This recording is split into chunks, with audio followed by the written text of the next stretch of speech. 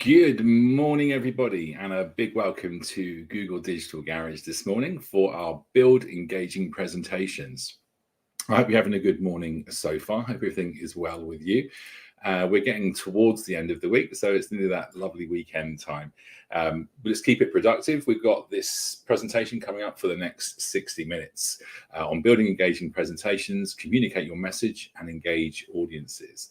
So I hope your morning hasn't been too much of a riddle so far. We're going to make everything really, really clear for you.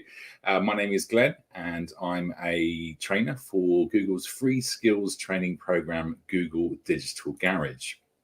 I've got quite an extensive background as a digital skills trainer. If I go back even further, then I've been a consultant, management consultant, big team manager.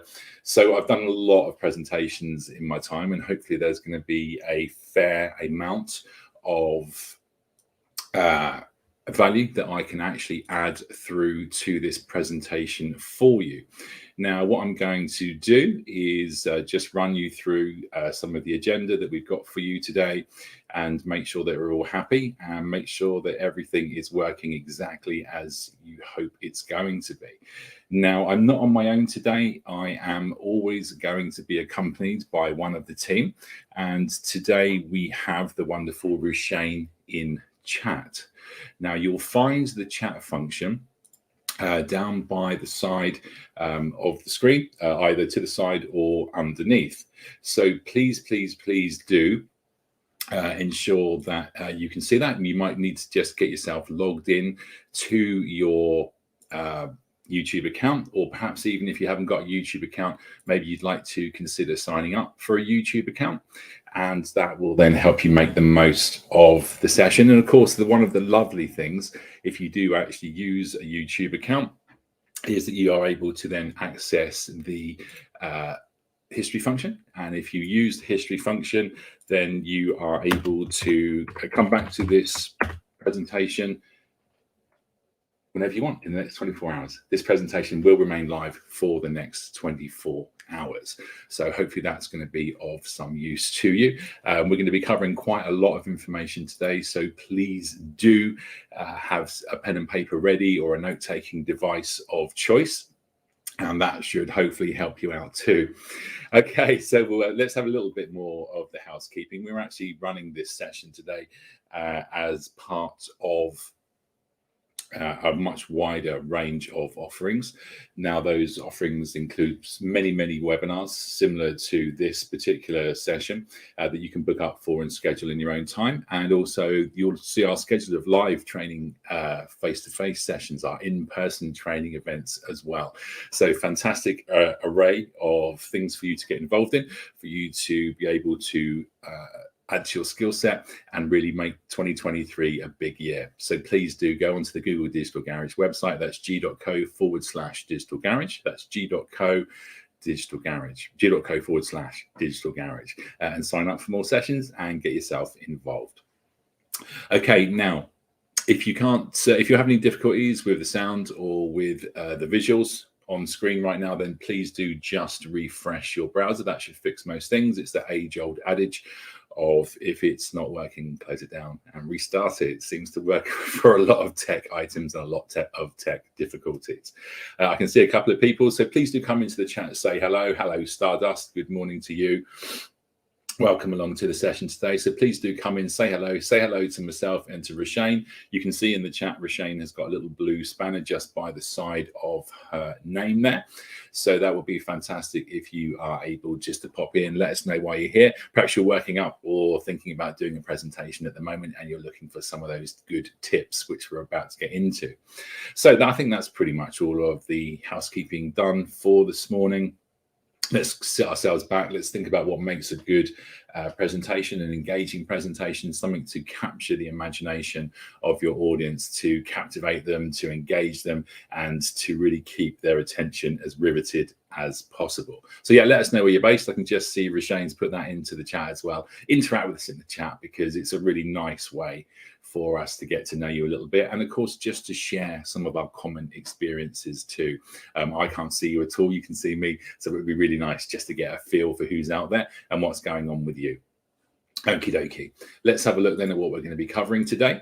And we've broken the session down into 3 distinct sections. In the first section, we're going to be crafting our approach to presentations. Be familiar with the uses of presentations. We need to always achieve a desired effect. Every presentation's kind of got a goal. And then secondly, we're going to be looking at creating those effective presentations. We're going to create a presentation, think about all of the intricate areas that are involved to create a good presentation from absolute scratch. We're going to be thinking about the basic skills to present in front of an audience, and think about some of those confidence factors so that we can present effectively, so that we feel good and then we're having some fun. Because with all of these types of skills, with all of these types of things, after a bit of practice, you might build a bit of confidence, you might start to feel good and really enjoy what you're doing and the general message that you're trying to communicate to your audience. Okay, before we get going, I would also like to share to you that you can see on the screen career certificates that are available from Google. If you're looking to improve your job ready skill set, these are job ready qualifications and certificates that are available at goo.gle/career search UK. Now, there are things like digital marketing. I just see out the window, it's actually snowing really hard here now. Crikey, that changed very, very quickly. So keep yourself safe today if it's snowing where you are too. But yeah, back to the Google Career Certificates. They are job ready. We're talking about things like digital marketing. We're talking about things like data analysis, project management, support, IT support too. Any of those competencies. This is where there are so many jobs available with just not enough candidates really to start to fill those positions. If you look at the upward slant of tech, the growth of tech, there are so many roles to fill. So if you're looking to head in that particular area, check out the Google Career Certificates. They give you a really good step up and can help you get your foot in the door there as well. So please have a look at those, goo.gle/career search UK. All right, let's get on to presentations, and let's really get into the depths of how to create a great presentation, how to impress your boss, your audience, whoever it is that you're doing this for. And of course, to impress yourself as well. That's important. So let's have a question for the chat then. What's the most memorable presentation that you have experienced? Now, think about that in a broad sense. That could be on YouTube. That could be on a video channel. That could be in person. Like, where was it? What were you doing? And what really impressed you about that presentation? Or what didn't impress you about that presentation? That's just as important a question, because I think in lots and lots of ways, we can learn from the things that we don't as an audience appreciate too. So that can give us a real foot up to the things that we know that we can start to avoid. So what's your most memorable presentation? Drop it in the chat for us, and I'll try and read a couple of those out as we go. I'm a tiny bit ahead of you in terms of time based on the fact that this is a live stream. You're live on YouTube right now. So I will pick up on some of those answers as they come in. Some examples here could be, was it a really engaging boss? Was it a terrible college lecturer who just didn't really read the room that well, or sense the energy in the room, or lift the energy in the room? Lots and lots of little intricate areas that can really help us to understand why we might switch something off, or why we might actually retain and watch, enjoy, absorb. We want to absorb all of that information.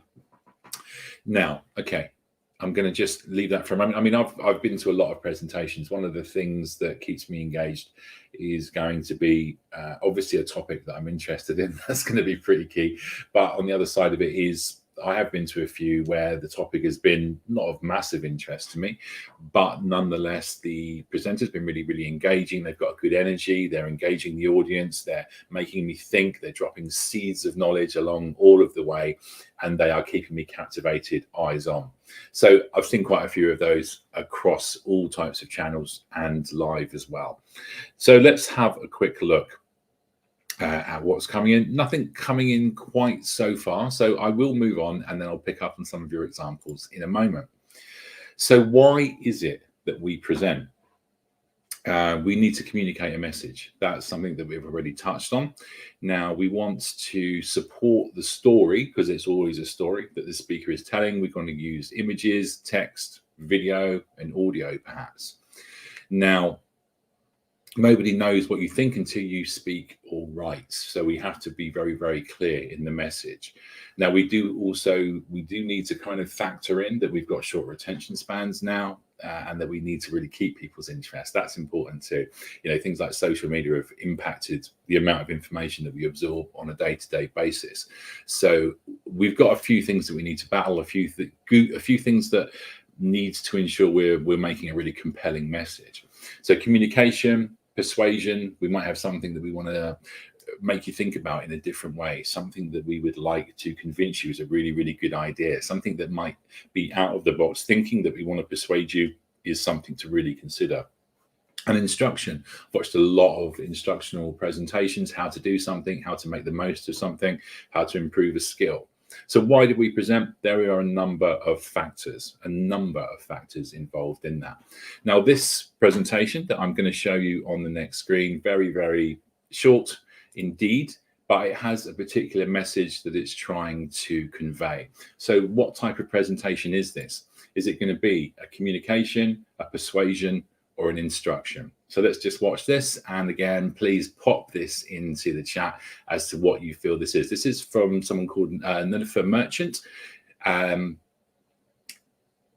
It's an idea that might have a big impact on your life and health potentially. So I won't give away any more clues. Let's have a look at what's going on here. Oh,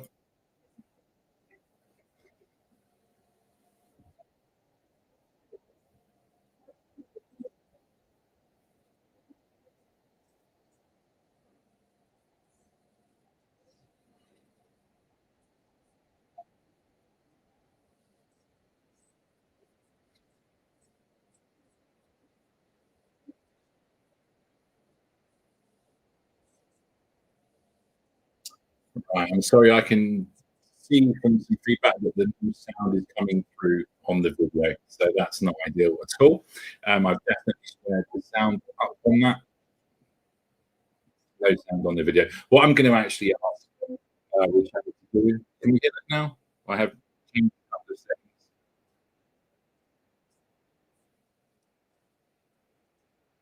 No. Okay. I do apologize, everybody. That was not ideal at all. We did not get what I wanted to see or nor convey the message. Okay, that's fine. So what we'll do is I'll ask Rushane to actually share the link for that, if that's okay. Rushane, can you just indicate to me that you can do that? Watch the video. This video, let me describe it for you, is talking about meetings and meetings at work. And one of the things that we can do, rather than perhaps sitting around a table and just being sat down like I am now, like you may well be as well, is perhaps thinking about having that meeting, getting out and having a walk. You could be walking around the lake. You could be going for a walk in the local vicinity of your office. So like a walk and talk, really. So that adds to the mental health benefits of getting outside, getting some fresh air, not being sat down all day as well. That's going to be a really, really important concept too. Just in terms of making sure that we keep active, keep the blood flowing through our system. So that's what that presentation was actually about. Now, Rushane is going to share the link in the chat for you so that you can watch that again in your own time. And again, we do apologize that these sounds did not come through on that presentation. So have a look at that yourself. Now, based on my description of that, lets me know if you can tell from my description what type of video that actually was. Was it instructional? Was it just a communication? Or was it persuasion? We'll come back to that again in a moment as well. Okay, so let's move into, we're not just delivering a presentation. We're not just, there we go. It's something important, something which comes from the whole history of time, really. We love to tell a story. And as individuals, as a race, we seem to love passing on those stories from generation to generation. It's almost in our DNA, I think. Stories are the secret ingredient of presentations. They make a massive difference to the world. Before we had all this tech and TV and radio and the internet, how do you, and even before paper as well, we had to communicate in some way, and we had to pass our knowledge down from generation to generation so they could learn and develop too. Stories were always the way that those were done, word of mouth. So the stories are much more interesting than facts because stories entertain us. We love a good narrative. Think about all of those box sets that you might watch on your streaming channel of choice. They've all got a story behind them, and we all get really involved in that story. So what we want to be able to do is keep the slides that we're going to be telling that story on, perhaps to an idea per slide, and build the ideas and the story incrementally throughout the presentation.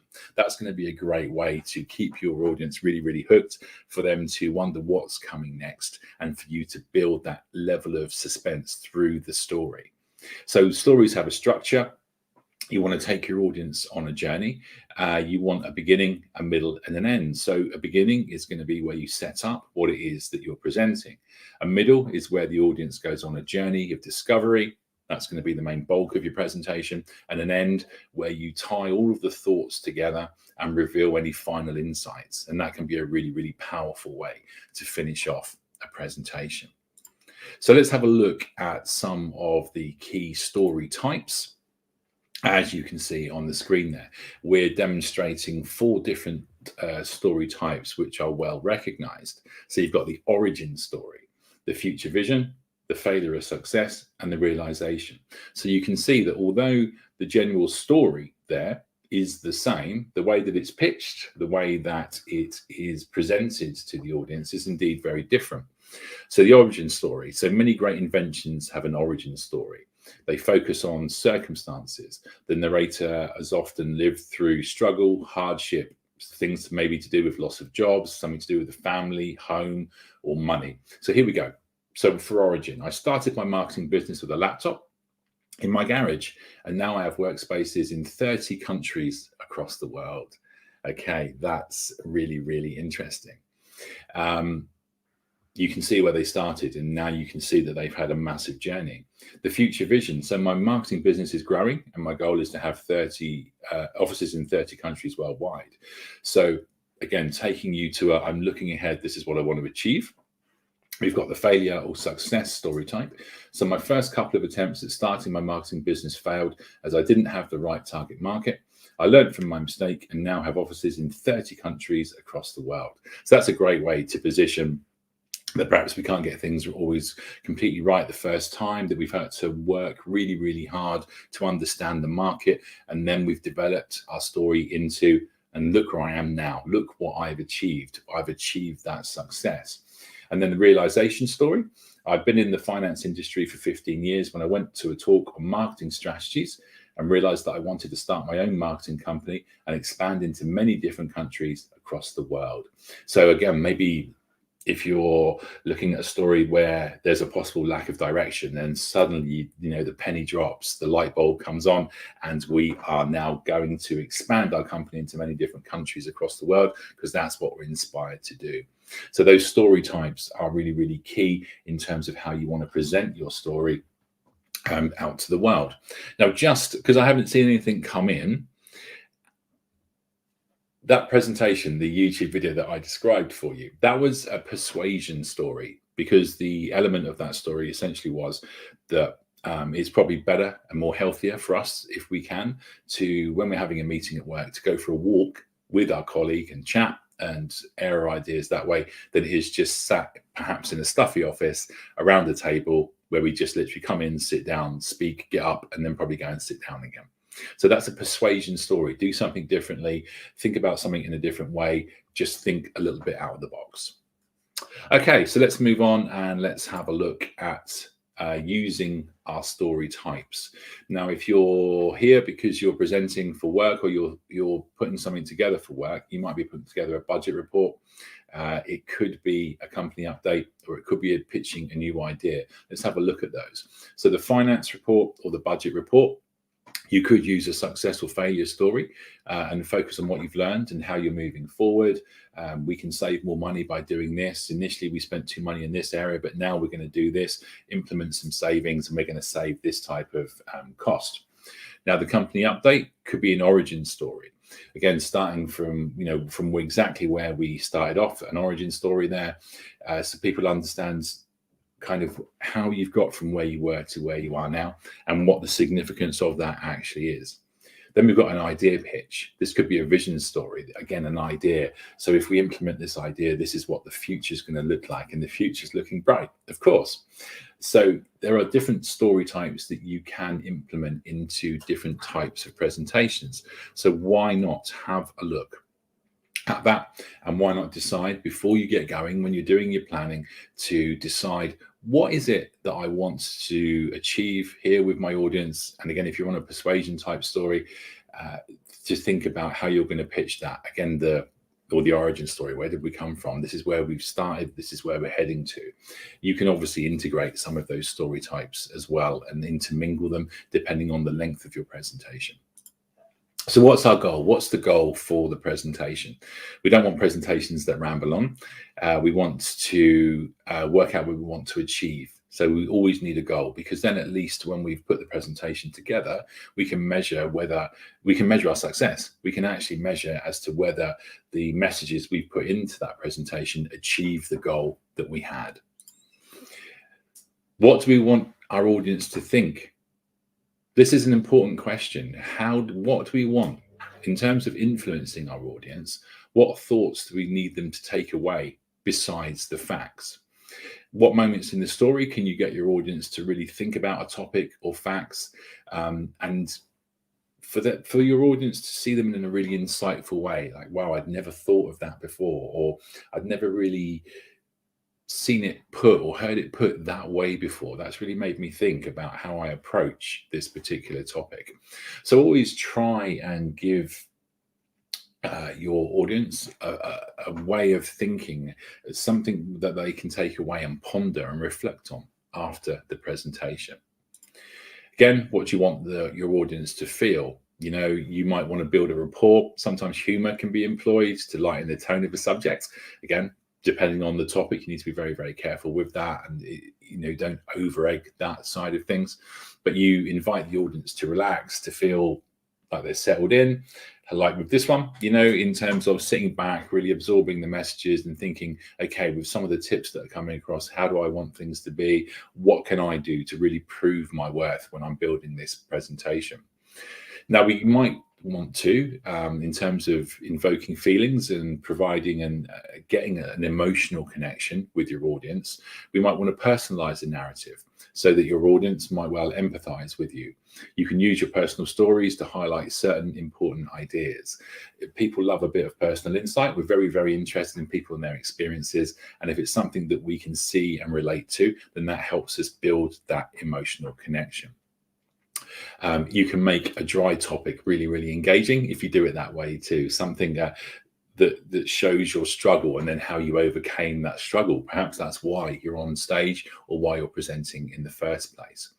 Now, as we're doing here, if you're doing an online presentation, call out participants, call out the audience. So I can see we've had a few comments coming in from Kaka there, and Bella. Hello, Bella. How are you today?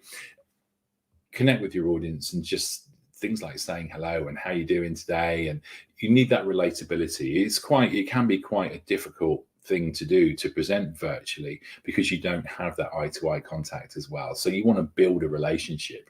All of these things are all about building relationships.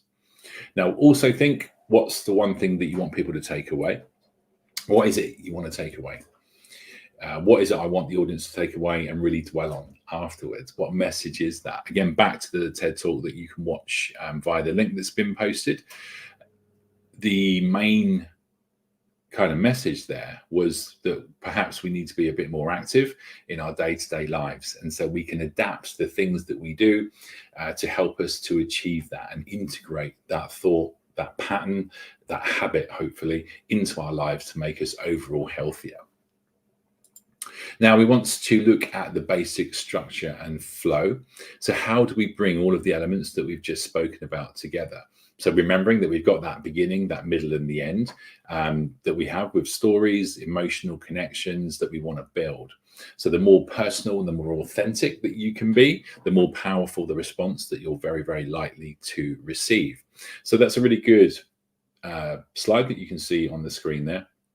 We've got the background, we've got the problem that we're presenting, we've got the solution that we're going to give to help people think in a particular way. And then we're going to conclude with that impactful ending that people take away that message and perhaps spend a fair amount of the rest of the day thinking, oh yeah, that's a really good point. That perhaps is something I could do. Maybe that's even going to help me to change my life.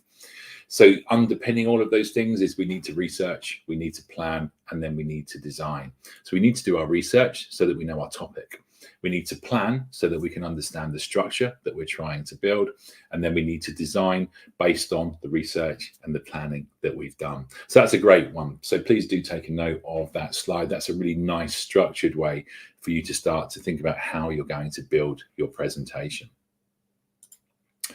So we want to tell a story for our audience. And again, think about whatever it is that's brought you here today. Maybe you are actually going to be building a presentation. You're going to be telling a story for your audience. You're going to be compelling them, gripping them, getting them to watch all the way through, keep their attention span in place on you and the topic that you're talking about. So set yourself an activity outside of this session and start to think of a story that encapsulates the goal that you have, the thing that you're trying to achieve, and the story that you're trying to tell. All right, so we're going to go into the first pause for questions. So thank you very, very much indeed to Roshane for, I can see she's being very, very active in the chat there. Fantastic. So we've got from the most memorable presentations that I asked you, Bella, I didn't enjoy a presentation that are only full of facts, stating as if you read them down the paper. So yeah, that's a really good tip. Just don't read the slides. You know, you need to give a bit of personal input, your own experience into these things. Just reading a slide means that realistically your audience could sit in a room, read those slides themselves and go away again. You don't even need to be necessarily present with that type of example. So thank you, Bella. I really appreciate that. And that's a very, very good point indeed. And we've got a question from Kaka. How do you read the room well? Well, one of the things that you can do is, again, try and get to know your audience a little bit while they're there. So if you're in a live face-to-face setting, you might well greet people as they come in. You might well say hello, ask them what they're there for, start to get a feel of the mood in the room. If you're doing virtual presentations like this one, then again, perhaps asking some questions for people to comment on in the chat. Looking at the topic is going to be important to start to gauge, is it a really serious topic? Is it a fairly light topic? And you can start to hopefully just build some commonalities, I think, amongst your audience as to hopefully what they're feeling, what their potential goals might be. Like I would read from you being here today that you might be building a presentation, or you might actually already be making presentations and delivering presentations, telling those stories, but you just want to improve your technique and see if there's anything that you're not doing that could help you get even better, because I'm certain that all of us here are on a kind of path of continual development. We want to get better, and we just want to make sure that we're getting the right message across.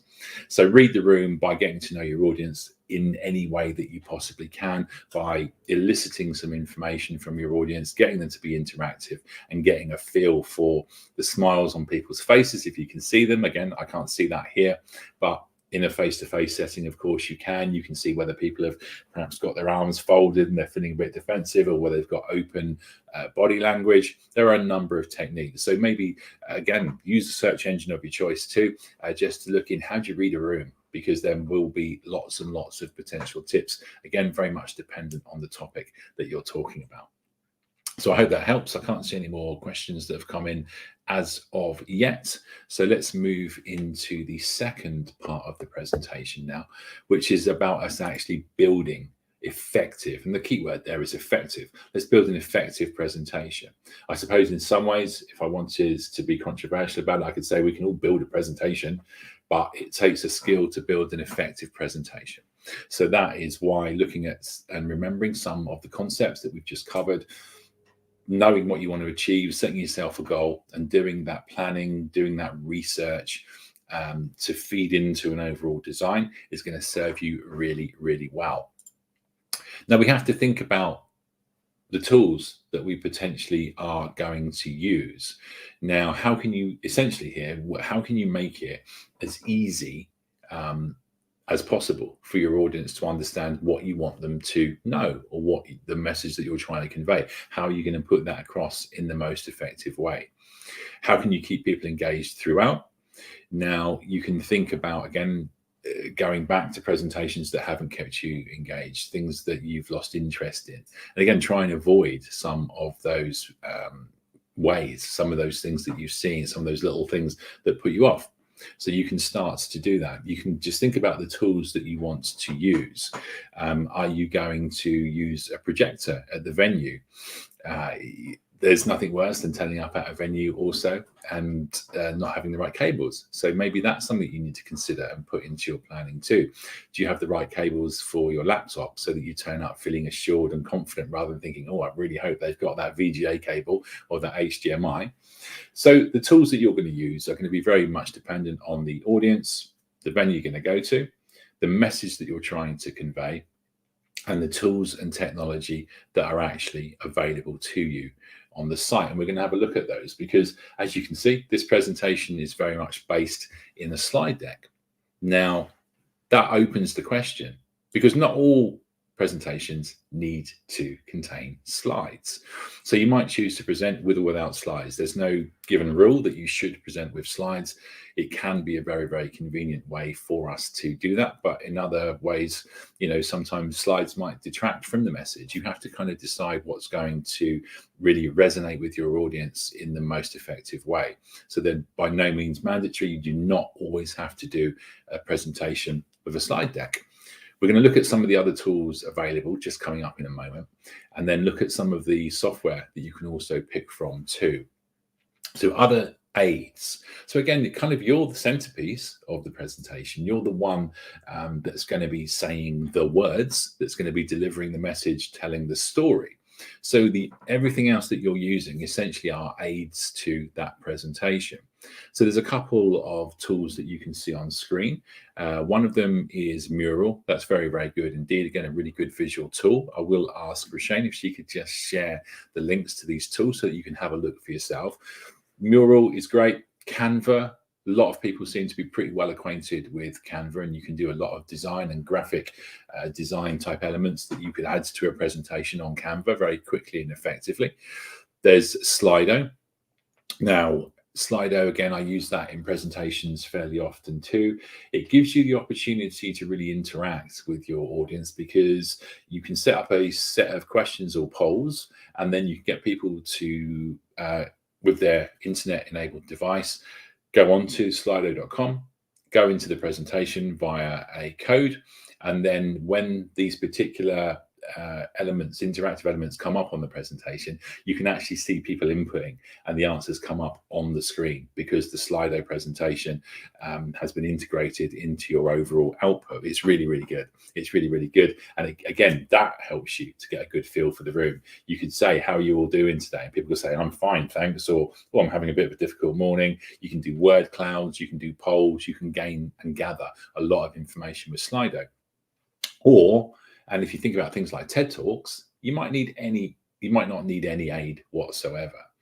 So if it's just you there and your message, that's going to work really, really well too. Just decide what you want, what you feel comfortable with.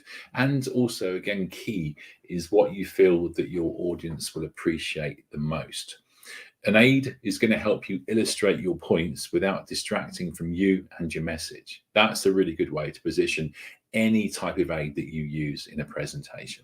So I can see, thank you very much, Roshane, for sharing those links in the chat. Have a look at those. There are free or free to a point, freemium or paid versions of those tools. There might be some functionality in there up to a certain point that you can use in your presentations to see if it's going to work for you. You'll also see quite extensive video demonstrations of these tools online on platforms such as YouTube. So again, see if you think that they're going to help you to really give the key message that you're trying to give to your audience, and again, help you to achieve your presentation goals. So have a think about these things. Maybe, as we say, you don't need any type of tool or any type of aid whatsoever. Now, you can build a presentation on a computer, a tablet, a mobile phone. There are lots and lots of ways, again, that we can do this, lots and lots of interactive ways that we can do this, as well. As you can see here, building that presentation tool could be a team. It could be you and the rest of your team around the table. Yeah, actually, Rushane, good point there in the chat. Do any of you actually use Slido, Canva, or Mural at the moment? If you do, let us know in chat and give us an understanding of how you're getting on with that and perhaps some of the benefits any of those tools have brought you. Now, when we're thinking about how we're actually going to build our presentation, here's a few of the most popular tools that are around. Now, you might want to use Google Slides.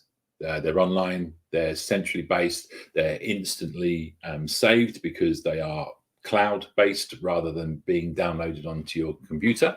They're free and they are fantastic for collaboration because a number of you can go into the same slide deck at the same time and perhaps work on separate slides or add to the same slide at the same time. PowerPoint, so that's from Microsoft. There is a cut down version available online for free, where you get all of the features in the paid version. There's a lot of functionality there. Again, very, very widely used. There's a tool called Prezi. So again, I'm going to ask Roshane if she could put in the links to Google Slides, to Microsoft PowerPoint, to Prezi, and if you're an Apple user, to Apple Keynote as well. So again, a mixture of tools that you can pay for there, or tools that are actually perhaps integrated onto the device that you have. I've used Keynote, it's very good. I've definitely used PowerPoint in many, many corporate situations. And currently my favorite is Google Slides because of the functionality, the fact that you can bring in lots of different people at the same time. It just makes life really, really easy. I can see that Stardust is using Canva. Bella hasn't used any of those tools before. Okay, so Bella, maybe it's worth just having a look. If you don't like them, delete them, take them off your device afterwards, but always worth giving them a go and seeing if they might work for you. So Google Slides is really good for working with others because of that collaboration element, and because as long as you share that presentation with users via their email address, then you're able to all collaborate at the same time.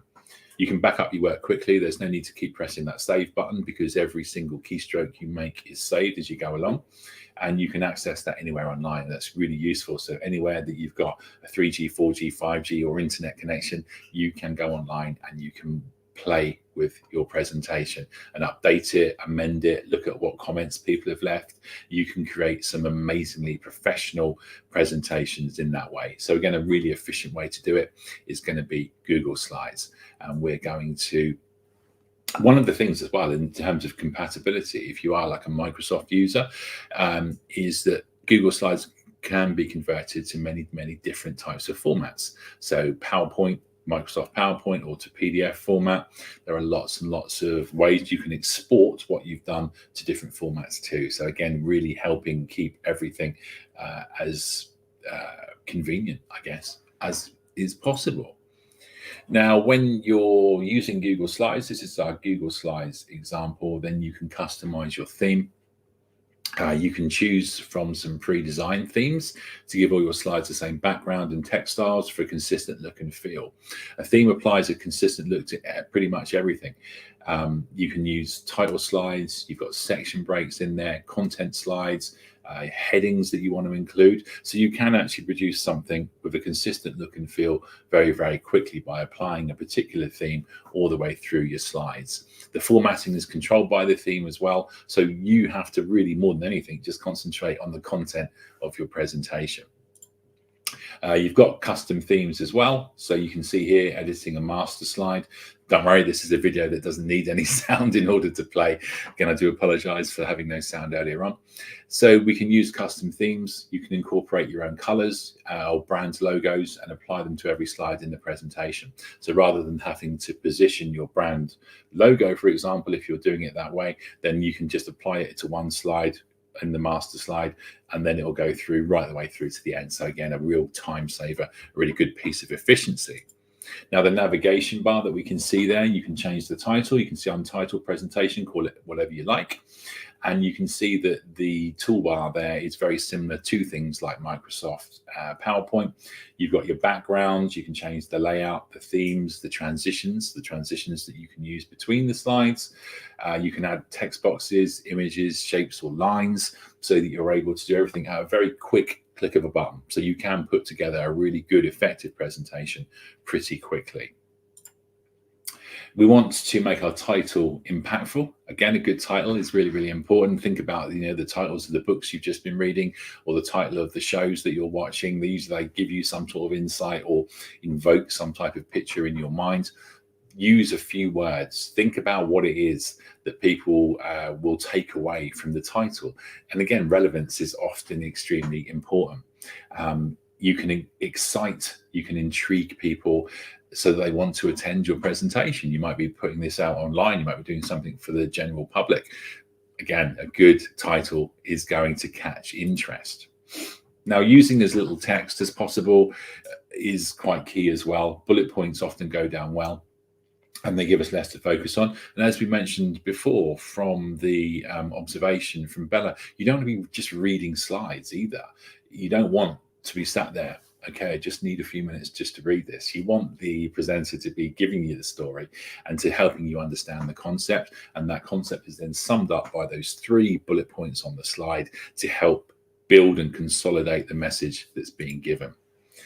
So some top tips for your presentations: be considerate of the number of slides used. There's no magic number to this, by the way, but it's not a great idea perhaps to add more slides than there are presentation minutes. A minute passes really, really quickly when you're doing a presentation. It really, really does. So, if you're working for 60 minutes, don't have 65, 70 slides, because that's going to give you there's going to be an awful kind of speed in some ways to your presentation, where you're not really able to focus on the message, get the message across, and appear relaxed if you're just thinking, I need to click on really, really quickly to get to the end of this. Now, keep your bullet points concise. You want people to focus on what you're saying rather than them reading loads of text, as we've said. So use those bullet points to remind you or to reinforce your key points. Think about your font. Again, if you're doing a presentation in a hall, the people at the back need to see and to be able to read your headings and your bullet points as much as the people at the front. So make that font accessible. Sometimes the really fancy fonts don't help in that type of setting. So make sure that the characters are clear. A dark font on a light background is generally the most easy to recognize. So vary your content. You don't just necessarily need text. Again, if you're involved in any type of digital marketing, think about the different mediums that are available and think about what we've got here. We've got visuals, we've got pictures, we've got videos. They can all help you to illustrate a point. Statistics are great to emphasize a point, but always source those if you are going to be using particular stats, so people can say, where did you get that information from? It could be a question that comes in from your audience, and have an answer there. Yeah, I sourced it from such and such a website or such and such an author. And then change your pace as well. Sometimes you want to move quickly through a series of impactful points. Sometimes you're going to dwell on a story for a bit. Give it that kind of dramatic pause. It helps the information seep through into people's minds and for them to evaluate the point that you're making. You'll dwell on a story sometimes to just explore a really important concept. Sometimes it just takes a couple of seconds for that penny to drop and for all of the associations to be made, all of the connections to be made. So if you're running an online presentation, think about, are you going to be sharing a screen? You're going to be thinking about video for the participants. Hey, how is that all going to work? The live audience participation. We want to really incorporate, as we're doing in the chat now. Look at the fantastic job Roshane's doing in terms of keeping you informed and occupied, answering your questions, interacting with you. It's a really great way to build a relationship, and we want to build that relationship with you. So will you be able to see the participants? Now, I've done a few presentations where I've got another screen up because the audience are filming themselves. So I can see them. That's obviously not happening in this case. But for conference centers and things, you might think, okay, I can hook up a camera, I can see my audience, so I can then get a feel for the room in that way. The live audience participation, we want ease of use. We want to set up our online presentation in the simplest way, using platforms that people are going to be reasonably familiar with, and it's going to be easy for them to join. The last thing you want are those tech issues of, I can't get into the whatever platform it is meeting, I'm having difficulties. So that is really important to note as well. Keep it as easy for your audience as is possible. We all have very different levels of tech ability. So an easy to join platform with well provided emailed instructions beforehand can work an absolute treat for you. So we're going to move into the next pause for questions. Let's just have a quick look. Okay, so Kaka, do you have any tips for remembering your presentation script? Okay, there's lots of ways to do that. It depends on your memory. I think it also depends on how comfortable you are and perhaps the level of nerves that you've got before a presentation. Cue cards are a really good way to help you to remember key points. So you might well have 4, 5, 6, 7, 8, 9, 10 key points throughout a presentation. So why not have those written down on a cue card so that you know one particular section could be on a particular topic? Have a cue card. This section is going to be about. Then for the next section, section 2, the key points I need to make here are. You can use cue cards just to really kind of trigger your memory and for you to remember section 1 is about this, section 2 is about that, section 3 is about that. Then if you've designed your presentation well enough, then hopefully the bullet points you see on the screen and perhaps the visuals that you've included, again, will help move you along to describe the points that you're trying to make. If you've researched and planned your presentation well enough, you're going to have a really good ability to actually talk about that presentation for the time that you've assigned to the presentation because you've been methodical. So I guess the best answer I can give you in terms of remembering your presentation script is to plan really, really well, to run through it as many times as you feel necessary so that you get a grip, so that you can remember in your own mind. That's what I start with. That's what's come next. That is the point that I'm trying to make there. So it's research and planning that will give you the confidence, I think, to remember your material, remember your content, and to present it in the order that you see coming up on the screen. So Kaka, I hope that that helps you to plan adequately for the presentations that you're going to make and to give, again, that convincing delivery of the story that you want to tell. So we're going to move into the final section now of the presentation, which is boosting the presentation skills. And again, maybe this fits in with helping you to remember your presentation script a bit too by building your own type of confidence.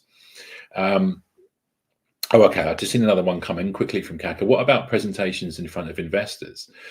And remembering your words. I think that really comes down to what I've said already, Kaka.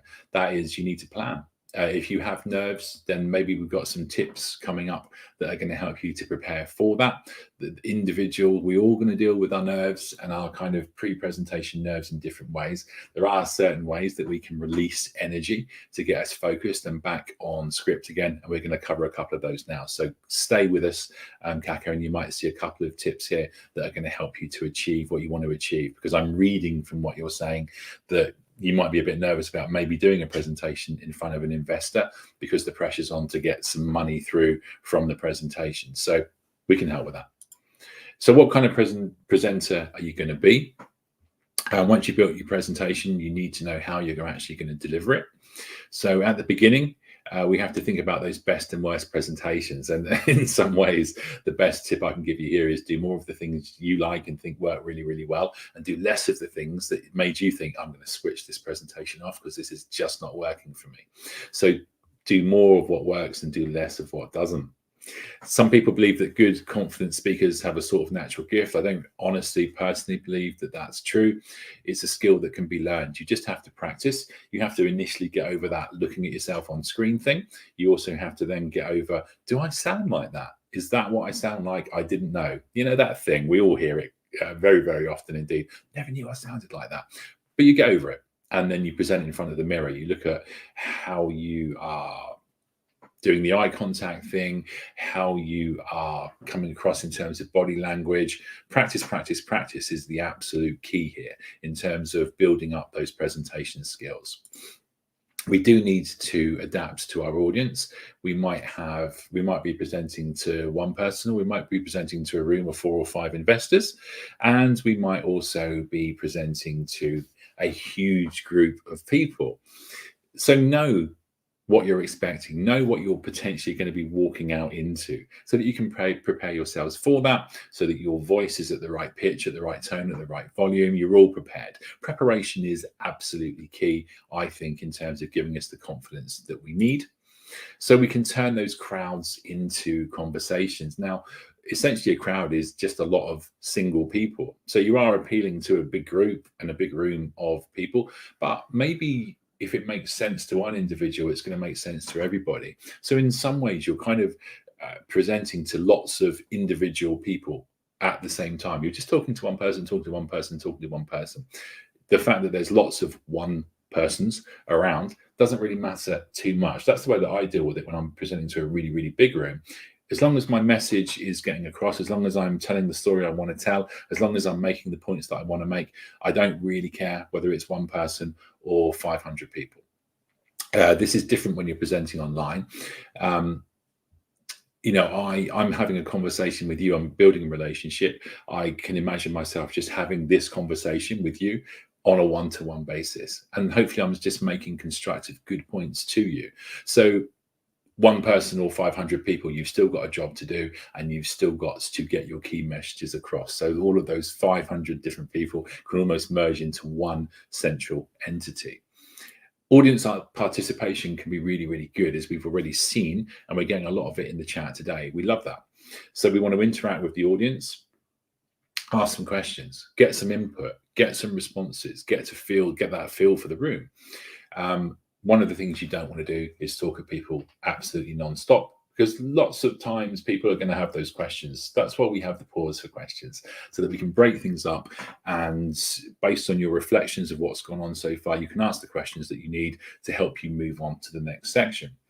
We want to be appreciative of questions, because again, people are taking interest. If they're evaluating what you're saying and asking a question, they've taken notice.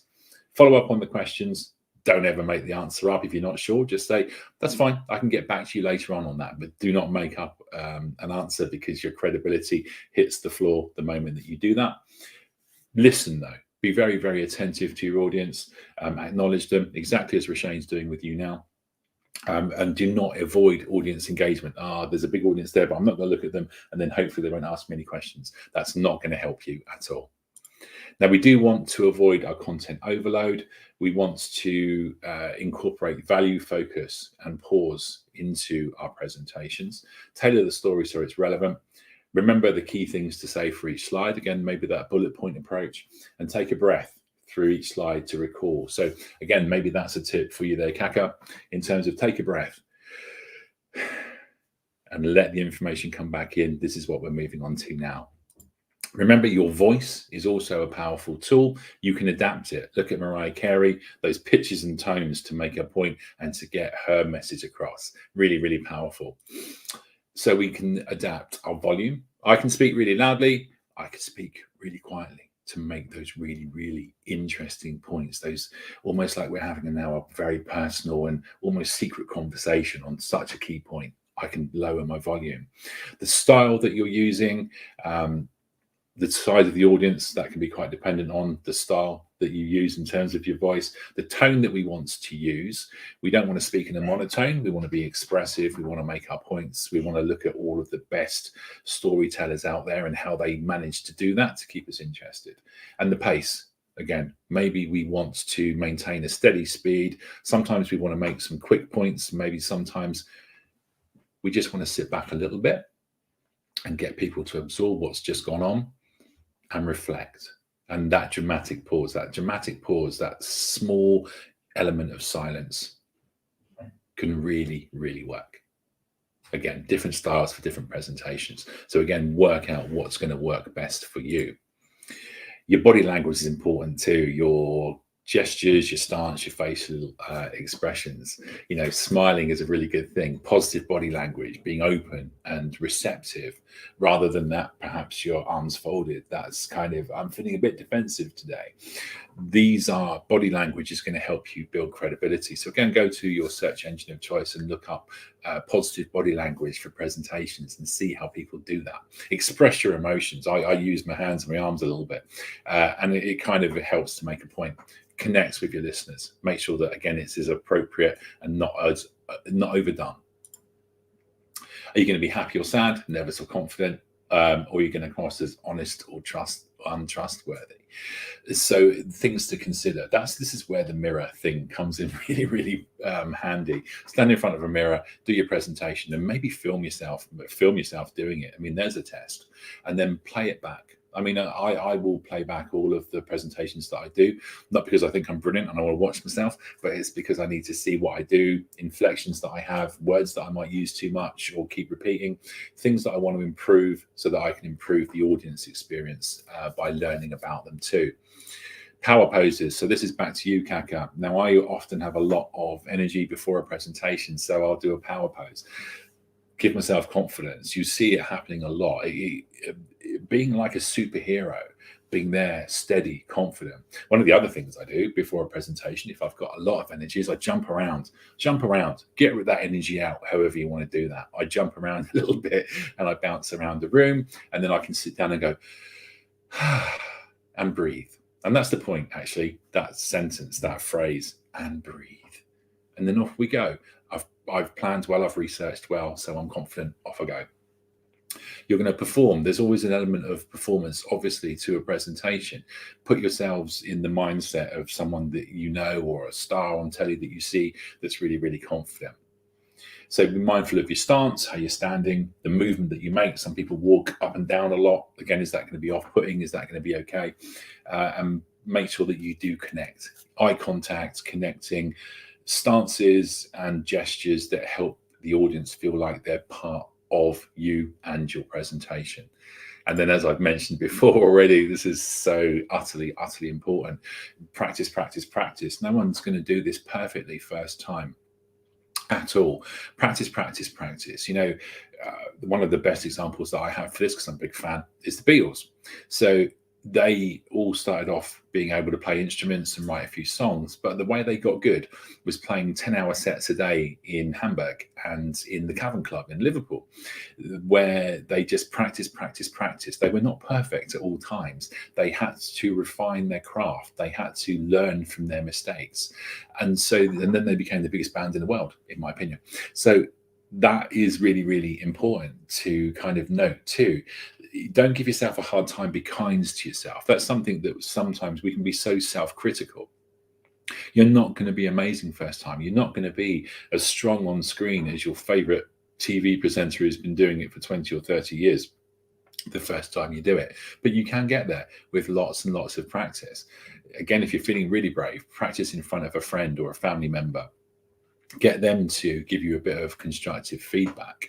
Watch as many presentations as you can. YouTube is a fantastic tool to do that. So are the TED Talks. Look at the different styles, the different ways that people do speak, the way that people present their points, the points that they make, the inflections that they have, the tone of voice that they use. All of the things that we've been talking about in this presentation are going to help you to get better. So practicing, essentially what I'm saying there, is going to build your confidence. So again, Kaka, lots of confidence points, I think, coming in for you today. They're going to make you look professional and credible. That's important too. If you know beforehand, you're so well prepared that you know you're going to carry yourself well, that you're going to be professional and credible, then you can certainly get on with that presentation and focus on making the points that you want to make throughout. So we want to adapt to our audience. These are some of the key things that we need to remember. We want to think about our voice and use it appropriately, loud or quiet, whatever we feel is appropriate to the point we're trying to make.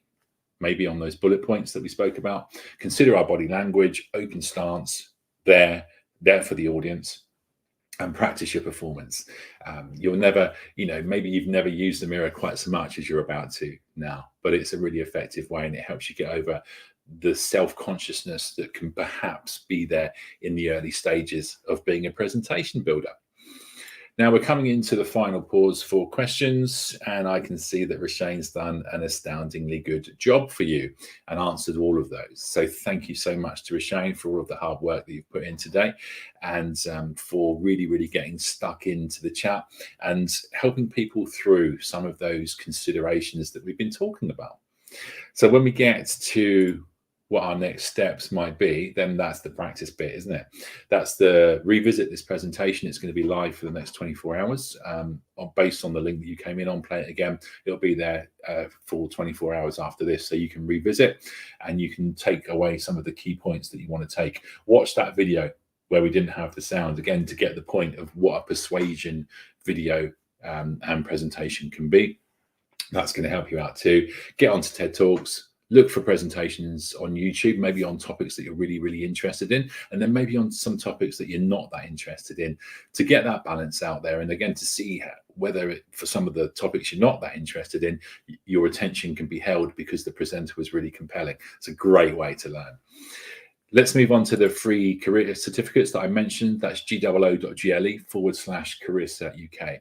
So if you want those job ready qualifications and certificates, IT support, project management, data analytics, and user design, UX design, then have a look to see if these are for you. Sign up. They could change your life. Give that a go. All that really leaves me to do now is to say thank you so much. We'd love your feedback on the presentation that we've made today.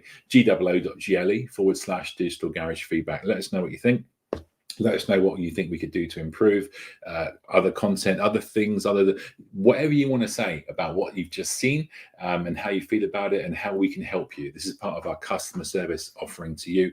Then please do let us know. Remember the Google Digital Garage site. That's g.co/digital garage. That eluded me for 2 seconds there. g.co/digital garage. Get onto that site, continue your learning path, and again, build those skills to help you build confidence and to really, really move yourself forward in 2023. So that remains. All that really remains now for me is to say thank you very much. I hope you've enjoyed yourself for the last hour, and I hope to see you again on another Google Digital Garage webinar. See you again soon, and thank you and goodbye. See you later. Bye.